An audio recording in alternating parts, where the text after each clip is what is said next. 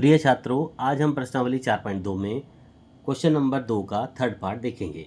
अभी तक हमने पहले 2 पार्ट किए थे, थर्ड पार्ट भी उसी तरह से बिल्कुल किया गया है।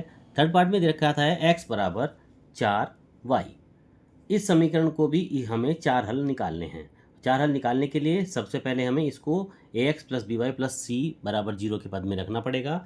तो इसको भी हम इस तरह से लिख सकते हैं। यहाँ लिख सकते हैं हम x माइनस 4y बराबर 0, या उसी तरह से x बराबर 4y भी इसको हम डायरेक्ट लिख सकते हैं।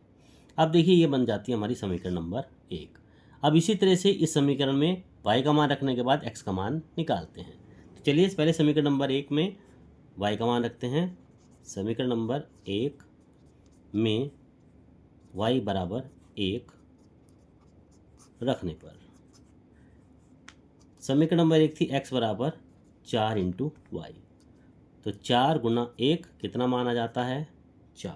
यानी जब समीकरण में y का मान 1 रखा तो x का मान आ गया 4। अब इसी तरह से समीकरण नंबर 1 में y बराबर 2 रख दीजिए। इस बार 2 रखने पर समीकरण थी हमारी x बराबर 4 इंटू वाई। तो 4 गुना 2 कितना आ जाता है हमारा 8।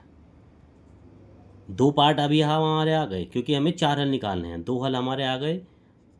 तीसरा हल निकालने के लिए उसी तरह से समीकरण नंबर 1 में y बराबर इस बार 3 रख देते हैं। 3 रखने पर x बराबर था हमारा 4y। तो 4 गुना 3 कितना जाता है 12। अभी एक हल निकालना है। तो समीकरण नंबर 1 में y बराबर 4 रखने पर समीकरण नंबर थी x बराबर हमारा 4y था। तो 4 गुना y का मान 4, 4 चौक 16। तो ये हमारे समीकरण में मान रखने के बाद 4 हल आ जाते हैं। उसी तरह से अब हम एक बनाएंगे। इसको x एक जगह y रखते हैं। तो मान रखते हैं x y का मान जब हमने 1 रखा तो x का मान आया 4। y का मान 1 रखा तो x का मान आया 4। इसी तरह से y का मान 2 रखा तो x का मान आया 8। y का मान 3 रखा तो x का मान आया हमारा 12।